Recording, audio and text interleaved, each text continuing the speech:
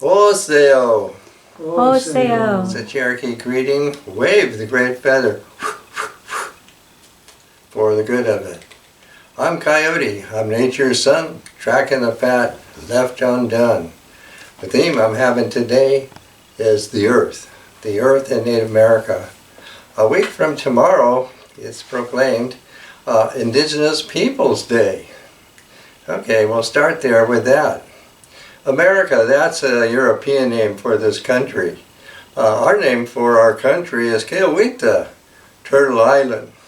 And as far as indigenous people go, how about Coyote, meaning Turtle Islanders. That's who we are. Cognate with that is Witan, meaning to be proud. And cognate with that is Wita Niziane. That is, we stand together. I like that. Turtle Island, let me just start with that a bit. Here I'm showing you this tempera painting I did 57 years ago, around there. That's amazing. And what it is you see that it's a turtle. I had never ever drawn a turtle before. What you're looking at here, that this is the direct imprint of a dream vision that she appeared to me in this shimmering field of blue. In dreams and visions, those kind of things, you really don't have any dimension to say how big or little something is. It just is there. And so, like I made this painting directly from that apparition. So I would say, by her loving kindness, as she revealed herself to me. And this is my introduction to her, Turtle Island, Coyote. Thank you. This has been in my portfolio, I should say. Also, as far as I can think of, you're the first people to see this. I don't remember showing it to anybody else in all this time.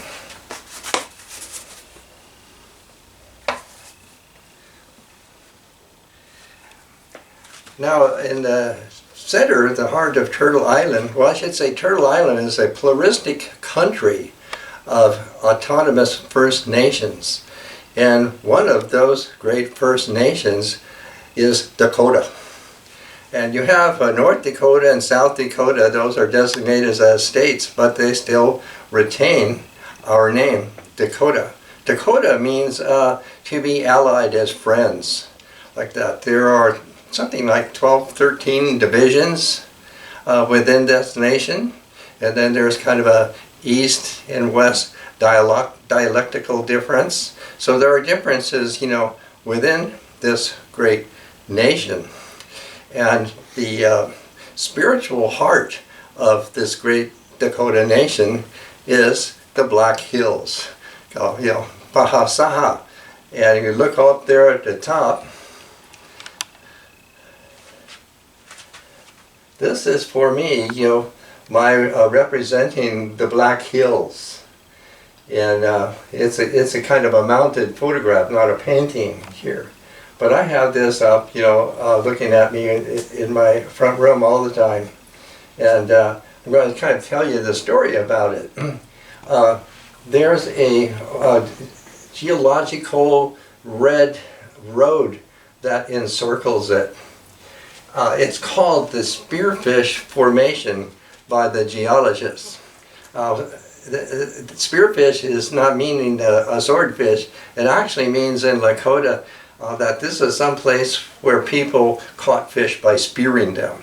So that's where there is a town there called Spearfish. Maybe the geologists derived the name Spearfish Formation.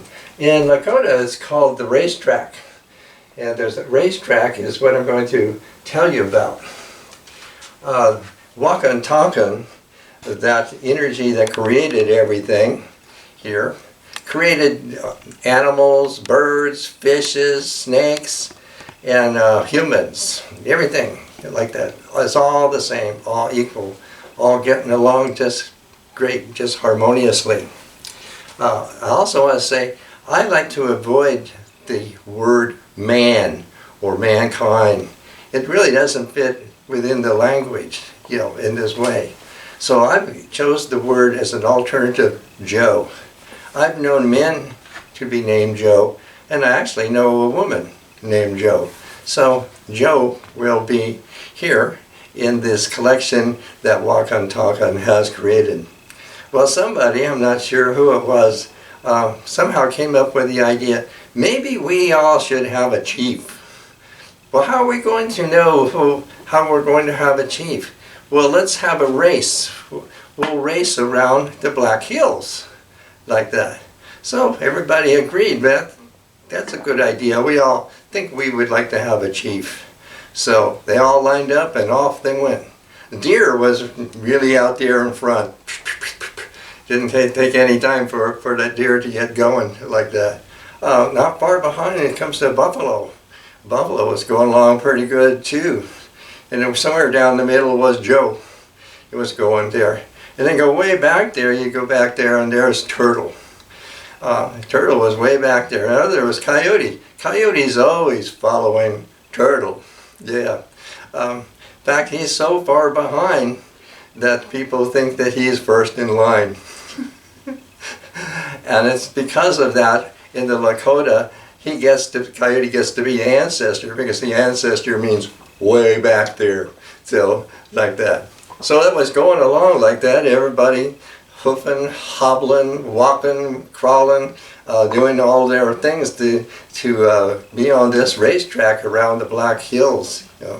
But Joe thought, I need a little advantage here, I think, like that. So somehow, I don't know exactly how he summoned this bird. This bird, came down to him. We call this bird Magpie, and I did a drawing of a magpie over here. Yeah, Lakota, this magpie is Halhata. Halhata is the magpie. And Joe got together, whispering here to Halhata. He said, if you could get up there and win this race for me, I promise you, you'll be so respected and you'll be so honored. If you could just do that and win this race for me. So, Halahata, he thought that was a pretty good idea because birds just get to be birds, and in this way you get to be a really good bird. So he got up there on the back of the buffalo, who was going along pretty good. See, and I have a tuft of buffalo fur, right above him there, and here's his tail feather here. And so, of course, the deer, he still was out front there. But when they all got near that finish line, the deer and the buffalo, that Halahata, he flew up over the head of the buffalo and over the head of that deer, and he crossed the line. And therefore, he won the race for Joe. So that now, Joe got to be the chief. And ever after, keeping the promise to Halahata, he will always be our forerunner. So not exactly ancestor, a little bit even kind of better than that. So we call him the forerunner. And that's how he got to be there here. So kind of you can look at this picture of the Pahasaha, Black Hills, and maybe you can kind of see the red running through it there. Because everybody, the way they were going, they got their paws and feet and things that got kind of blistered and bloody, and that's what made it red. So it's also called not only the racetrack, but also the Red Road. And forevermore, that place is there. Right below it here, I have this, Matopaha. This is Bear View. Here, I showed it, last time. Here, I'm showing it again because this mountain is right at the edge of this racetrack, or this spearfish formation, and it's very, very significant as this mountain.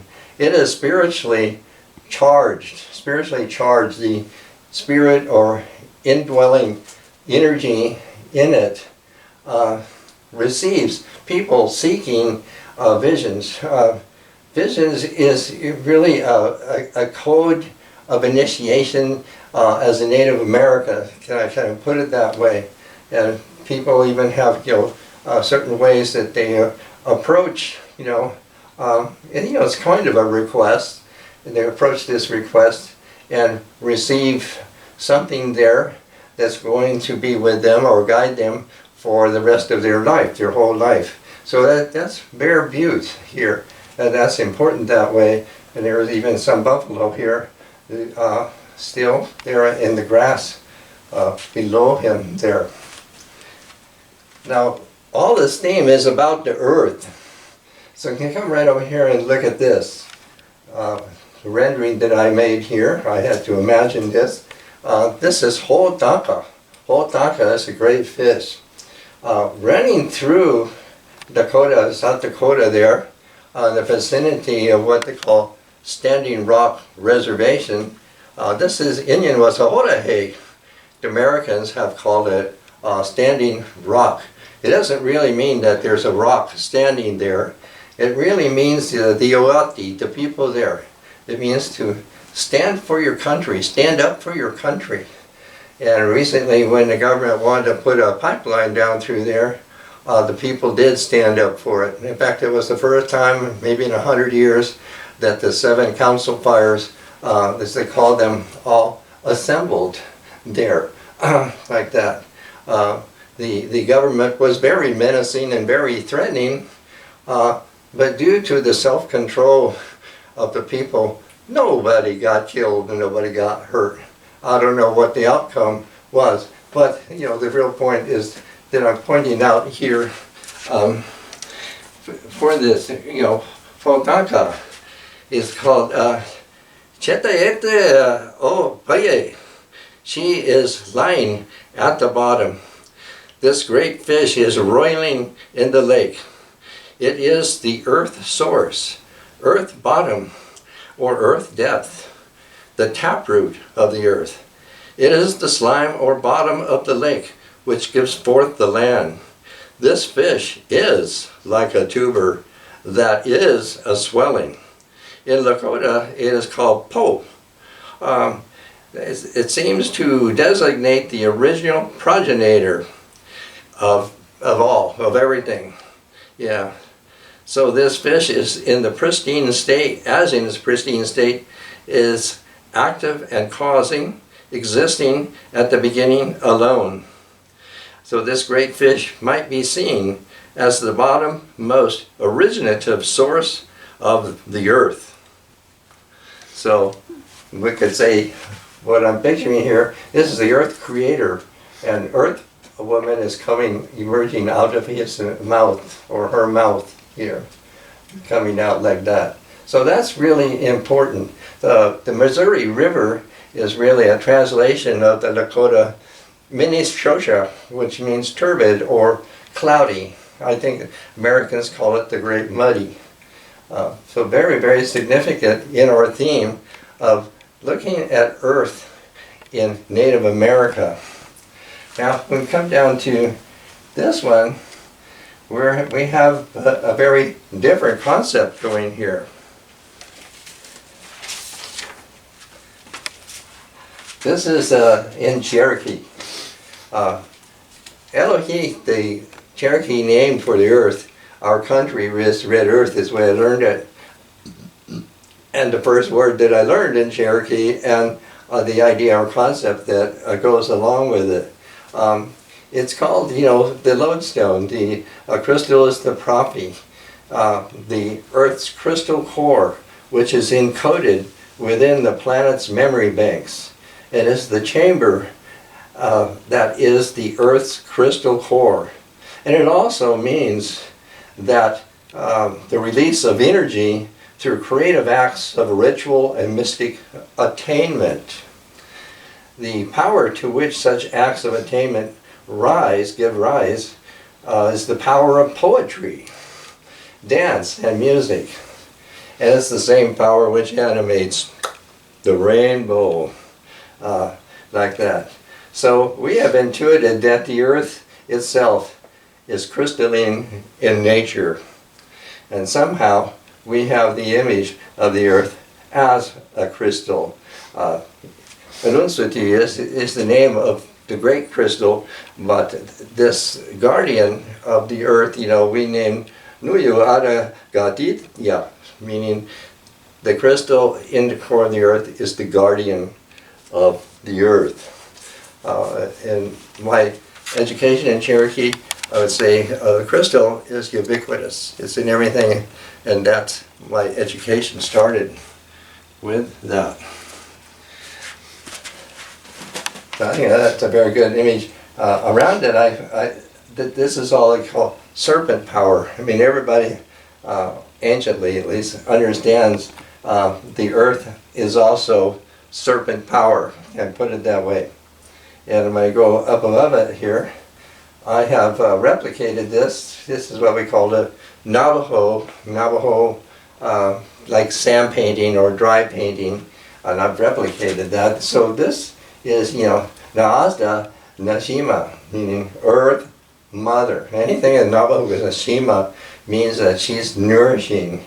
So there she has plants around her, even the night, and so forth. So this is really amazing that in Navajo, the way I'm kind of put it with that, that there is this conception of the earth as a person, albeit a female person.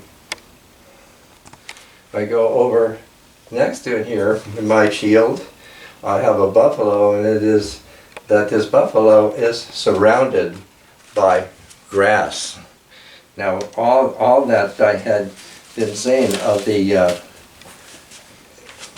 size of the great Lakota nation would also be very similar to the prairie or the grasslands. Again, I don't remember if I said that the Dakota nation goes all the way north into Canada, all the way east into Indiana, all the way south into Nebraska, and all the way west into Wyoming. The prairie or grasslands, very similar. It goes even farther south into Texas. This extensive territory constituted the western short grass and central mixed grass and plains as distinct from the less arid eastern long grass or true prairies. This entire area of western plains and eastern prairies, however, extending from Canada to Texas and from the Rocky Mountains in the west and as far as Indiana to the east.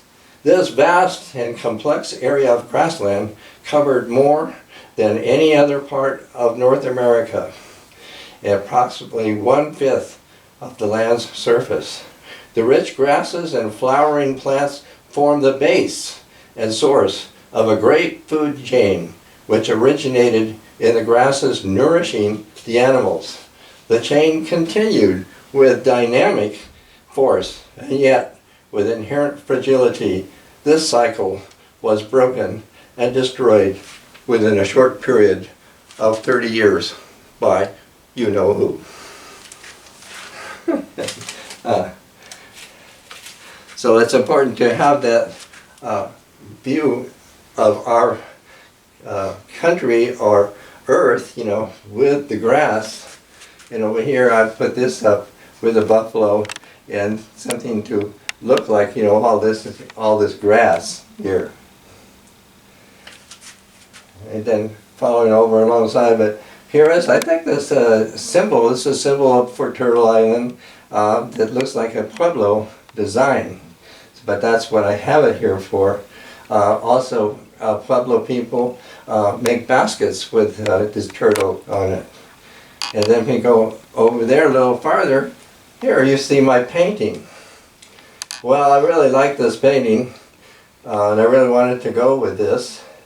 All my feelings about Earth, Tim Britton, who puts these talks up on his site, is also the astrologer.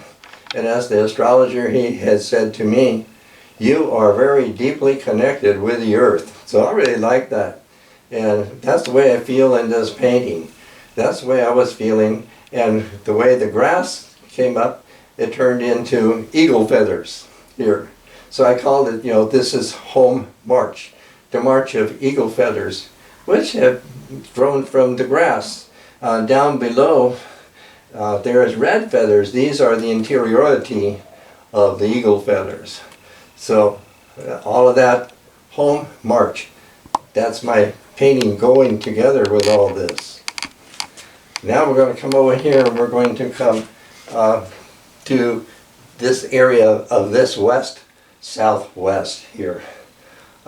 Immediately in the San Diego area, the native people are called Kumeyaay. Degeno is a missionized name for them, so they also might be called Degenos. But Kumeyaay is more and more getting to be more and more popular, and these people extend on south of the border into communities in Baja still like that, and just whatever the exact dimension east of here of the Kumeyaay, there's different locales. East of San Diego rises up, it inclines, it rises up to an edge, to a shelf or something up there that's very rocky. And between the Kumeyaay and the next people are called the Cahuilla. That's an American name, Cahuilla. They're the Murueta here. And so I've learned a great deal about these people using the name Cahuilla here. And they're creators. And keeping in this theme of the earth, here what I have here, this is from Mexico. And it is Temohuet. Temohuet is the earth maker. This piece here is not itself ancient, but it's made exactly like one that I have seen myself in the museum in Mexico City that is 1,000 years old here. So everything here, he has these eyes, these special eyes of a mole. Like a mole can swim itself, through the dirt, through the soil, and still see. So he has those kind of eyes here. And he's standing actually on, these are two heads of a serpent, and it is like in a U shape, here. And he holds a staff that in the myth is actually the home of the lizard, Mulyak, who's very important here. And on top of his head is the grass. Now the Coyote chant that goes along with this, called Temohuet, goes underground. Quilye, quilye, Damanika, Mikanika, quilye, quilye, going to the ground. And he wiggled, wiggled, wiggled, and he squirmed, squirmed, squirmed, and he dug, dug, dug, and he rolled, rolled, rolled into the ground. And that's the way he was shaping the hills, all that. Until finally, he went in, and what was on top was the grass here. So like that. And as he went in, all these other animals, like coyotes and foxes and gophers and snakes and everybody else, went in there with him. So they are all part of the earth beings, creatures there. Alongside of this, I wanted to stay within the theme of Mexico. I have a Mexican flute with a snake on it. Now, Mexico, serpent, snake, even the hero of ancient Mexico, Quetzalcoatl, meaning the feathered serpent, still is found everywhere. You don't have any trouble finding images of snakes of all kinds, big ones and little ones. So the serpent power is very much a part of the earth conceptions here. And I can come right over here next to this. Now this is also out what we call East County. Up there, the town on this side of the border is called Yacumba, meaning wild cucumber or wild gourd, something like that. Across the border there's a partner town, little town that's actually Mexican, and that's called Yacumbe. So very, very different pronunciation. This is from there. It's actually a earth doll, bush cut in Korea, like that. I got this from a woman who lives up there, Pat. And she said, Komiai man was making this here. And you can see like her eyes. So all of these things, what it all says is deep. The name for the vulva is too deep, you know. Everything is saying deep. And she says, you know, Nin chuk piani, meaning when you close your eyes, you look like me. So that's the gist of that. So then up there in this region I'm mentioning, there are many images in one way or another of what the archaeologists are calling yoni stones.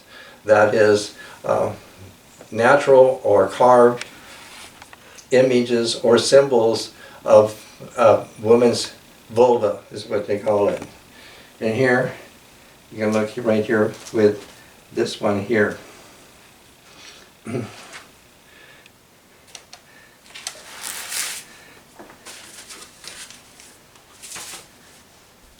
I can look here for a minute. Here is a booklet on the subject that I'm, entering into here in the theme of the earth, and very locally here, this is a very responsible and well documented archaeology report, as we will call it, on these so-called yoni stones here.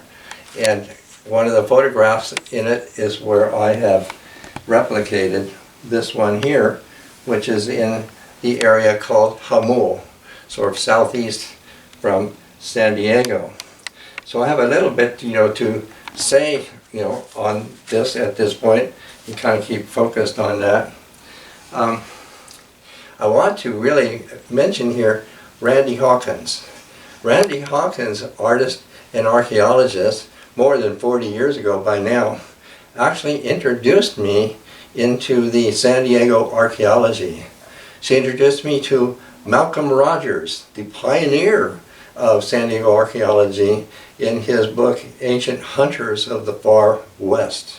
She introduced me to Carol Beth Laird and her biography for one of George Laird, her book December's Child, very much studied, the Chemehuevi people who are closer to Yuma in that area.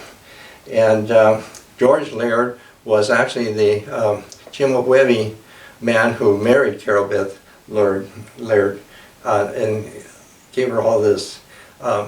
She was a student in archaeology at San Diego State, and her professor there was Dr. Moriarty. So I never met him other than know him by way of Randy. What's important here is because here in this report I'm just showing you the name, the term for these kind of vulva-looking stones is yoni. And she acknowledges that it's Dr. Moriarty who introduced the term of yoni.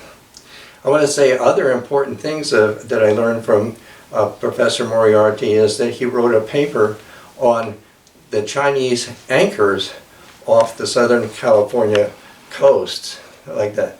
Well, that's very important because it affirms the lore that's with the Navajo and the so-called Apache, that they came here on Chinese ships. And that's another part that American history turns aside from. Doesn't want you to know that. And he wrote other papers. He's the first one, as far as I know, to use the term Hakataya for between here and the Colorado River as a name for the people in this region here. Basically, it means Red River people, meaning of the Colorado. And he did a lot of work on the mission archaeology here in San Diego. So by way of Randy, I came to know Professor Moriarty or Dr. Moriarty. And all these, I'm saying, all of these that has gone into the knowledge that I have that I'm presenting to you in this area. So again, Randy is very significant to me for this archaeology and knowledge of these people whose papers and books I have read a long time ago. Now, staying with this, right in front of it here I have, this is called a puberty stone. It's also called atulku in Kumeyaay. What it is for woman's initiation. Where I found this is actually a cove, a desert cove in a mound hill, and it was evident to me that this was a place of young women's initiation, and that's where I found this. Basically, the initiation, that way I'm referring to it, is they dig a shallow trough in the earth, and the young woman, lays in the earth, but not too much clothing, and they warm this stone, this puberty stone, and they lay it here on her lower abdomen, like that, and this is it's believed to stay with her for a lifetime, and that makes it easier for her to give birth. So it somehow is to refer to the woman's generative organ. And so I'm very happy that I recognize that and have it together with this. This one is reported here in this paper is facing east and maybe aligned with the summer solstice. So it kind of resembles an eye. As far as the word yoni goes, it's almost a misnomer in that it has been borrowed, in this case, by Mr. Moriarty from India. In India, there came, I don't know, couldn't be more than 200 years ago, a cult of divinizing human coitus. And then the coital positions were made into a yoga, like that. And then it's been attached to philosophical treatises, and those treatises are called themselves tantras. And so now the cult is called tantric, So the idea, of this mixing of genders in a very specific way has given that way it's a cult. Here in this country and in this region here, don't think that there's any indication that would be applicable. The name yoni has been sort of appropriated, originally means source. The Indian, maybe it's Hindi or maybe it goes back to Sanskrit, is Bhaga. Bhaga is the actual name, and it has something more than anatomy. Basically, a Bhaga is the giver of beatitude, or the giver of happiness, that way. And an image or a symbol like this then would be Bhaga Paramita, Paramita, meaning reflected image. And so I think writers, everybody has taken on with this word yoni, and its accompanying word linga has been misused and turned into a phallus when it really just means sign, symbol, or model. So it's an indication where people have taken these terms to make what amounts to is a cult in the fashion I have referred to. But there are truer terms, for what we're talking about. So Bhaga here in this country with these may be closer to the truth, since we don't have anything actual of saying, because nobody lives here anymore. They all have been removed from the areas where you see these kind of significant stones. So, like that. Now, to me, I'm coming over here to this wrong side of it. This is up there in the same region. It is just west of the town of Yakumba there. I found it there. It's actually very, very large. It's at least 12 feet long and 8 or 9 feet wide.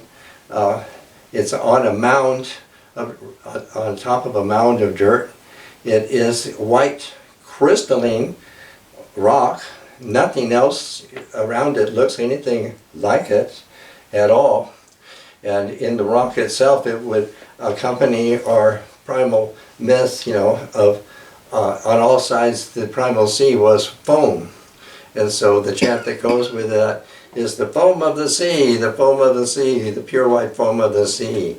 Now who knows better how to sing, who knows better how to dance than I, who have tasted the foam of the sea. So that's very much what she looks like. When I first saw it, I'm standing there, and that's what she looked like. It was a giant trilobite. Her Kauai name is Nawili Kawish, Nawili stone. Now the word Nawili basically is to be whitish, but how it's used, for one, it's used with babies. A little baby would be, white body. We'll call her white body. And then also, this is a marvelous way of referring to the earth. Like saying, we are lice on her earth body. And the reflection or extension of us is the stars. The stars are the lice in the sky. So God is itching there. And so, I really very delightfully, conceived her, and personified her in this way. All of this is to more suggest that we're talking of the earth and people who are related here, who have been here for thousands and thousands and thousands of years. Recently, very recently, this last year, archaeology up in there near Palm Springs have determined that these people we are here calling Kauai, the Murawetum, have been here for 7,000 years. Just as we can surmise that the Lakota have been where the Bear Butte is for at least 3,000 years, and so forth. A display in the Natural History Museum that's also fairly recent of a site in Chula Vista of butchering a mammoth has been dated to 130,000 years. So all of this is to really gather that Turtle Island and her islanders are endemic in this country, so and so forth here. I have one other figure here. I can go with this one. Can you see that? Okay, this one's actually from Yucatan. I was in Yucatan in the late '60s, and there's a Coyote cistern well that's there in the archaeology site Chichen Itza, which means people of the well. And they had been dredging it. Somebody dredging out, and they found a lot of things. They'd all be offerings. People make offerings into it, and so natives were able to get a hold of some of these offerings, and I bought a few things, and this is one that has survived there. It looks like it could be a owl woman. Her nose kind of looks like a beak, but she does have a vulva and she does have breasts. A similar one was also made of gold. This one looks more like brass here, but this is a way of saying, more of these things where Earth, Mother Earth, and all that is very much felt as feminine here. And we're just coming over here to this here I showed you before. This is a braided long grass bent into a loop that probably is the earliest symbol of her or she. she is seen by this symbol. We can put it in that manner. Here we go. Now, I'm coming towards the end of this talk of our wonderful Earth. I hope I can remember everything. And I'm coming right here to this painting. You see this painting pretty well? And this is Claudia's painting. She's titled it Parthenogenesis, and she has very specific meanings in it. And for the moment, here is Coyote. Coyote is always, her son, her earth-born son. So it must have Coyote in here. And so this painting of Claudia's for the Earth, or Earth Mother, to me goes very well with this piece I'm about to read from the teachings of Don Juan Matus. In the author, Carlos Castaneda, who was an anthropology student in Los Angeles at the college there, became an apprentice with this shaman, we might call him, a shaman teacher here.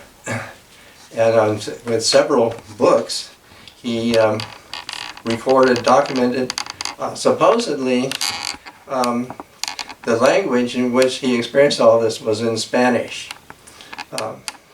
So it's amazing, how he could cross-translate, all of this.